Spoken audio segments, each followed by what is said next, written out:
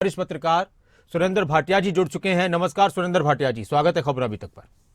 नमस्कार जी। सुरेंद्र भाटिया जी, ये जो खबर अब सबके सामने आ चुकी है कि कांग्रेस आम आदमी पार्टी के गठबंधन को लेकर बहुत ज्यादा संभावनाएं बन रही हैं, बातचीत का सिलसिला शुरू हो चुका है। आपको क्या फैक्टर नजर आते हैं कि अच्छा, इसमें सबको मालूम है कि राहुल गांधी चाहते हैं, केंद्रीय नेतृत्व चाहता है कि गठबंधन में जाएं, तो क्या नेता प्रतिपक्ष के तौर पर राहुल गांधी अपनी एक भूमिका ये दिखाना चाह रहे हैं कि वो सीटों का बंटवारा भी चाहे, बड़ा दिल दिखा रहे हैं हर चीज में, ये चीज है? और अगर गठबंधन होता है तो क्या स्थिति रहने वाली है हरियाणा में फिर कांग्रेस की चुनाव में? ऐसा है नासिर जी, ये इसमें दो चीजें आपको देखनी होंगी। एक हरियाणा और उसके साथ साथ पूरा भारत, ठीक पूरा है। इंडिया। हम्म। क्योंकि हरियाणा के तुरंत बाद अगले 2-3 महीनों में नई दिल्ली में हम्म। चुनाव होने वाले हैं। जी। दिल्ली में कांग्रेस बहुत जो है वो ऐसी स्थिति में नहीं है कि वो भारतीय जनता पार्टी का मुकाबला करे। हम्म।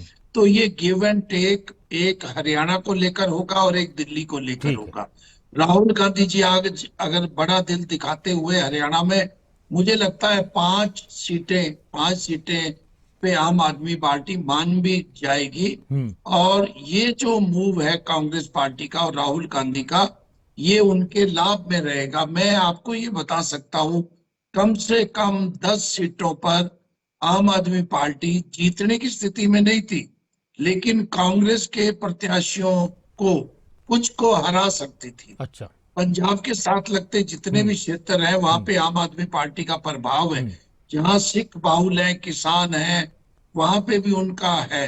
हम्म। तो ऐसा लगता है कि ये अगर मूव है तो इससे क्या होगा, जी। आम आदमी पार्टी का जो संगठन है वो 90-90 सीटों पर कांग्रेस के साथ देगा। ठीक।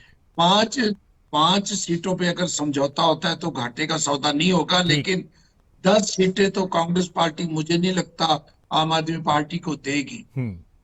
अच्छा सुरेंद्र भाटिया जी, एक सवाल ये था कि क्या एक तो बात आ गई कि अब लोकसभा चुनाव के बाद बहुत अलग तरह से स्थिति सामने आ चुकी है।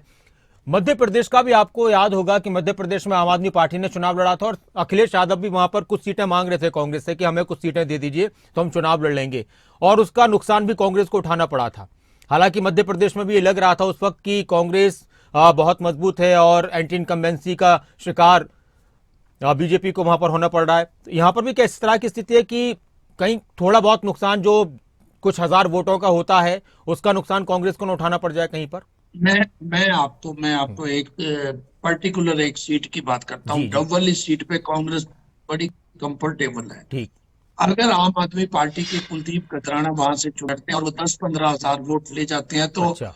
कांग्रेस की स्थिति जो है मुकाबले में आ जाती है और वहां पे दिग्विजय चौटाला चुनाव लड़ रहे हैं। हम्म। और इसके साथ साथ वहां पे भारतीय जनता पार्टी के आदित्य चौटाला चुनाव ठीक। लड़ेंगे।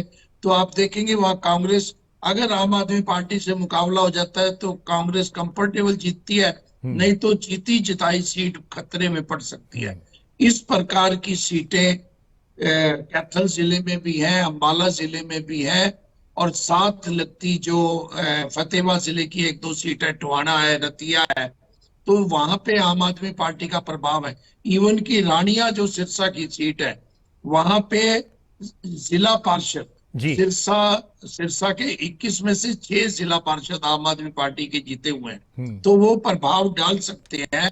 तो इसलिए 5 सीटें अगर आम आदमी पार्टी को दे दी जाती हैं। जी एक उदाहरण आपने मध्य प्रदेश का दिया, एक उदाहरण मैं गुजरात का देता जी हूँ। जी। जी। गुजरात में आम आदमी पार्टी में, अगर मैं ठीक हूं तो 14% मत लिए जी। और शायद 5 सीटें जीती थी। लेकिन कांग्रेस की संभावनाओं को वहां बहुत नुकसान पहुंचाया हम्म। था।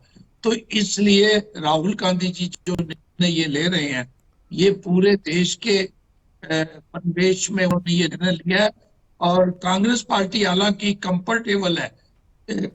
हरियाणा में ठीक। मुझे ये लगता है कि कांग्रेस पार्टी जीतने जा रही है अकेले भी। हम्म। अगर यहाँ बड़ा दिल दिखाएंगे तो इसी प्रकार दिल्ली में वो हो सकता है 70 में से 5-7 सीटें वहां भी ले जाए। ठीक है।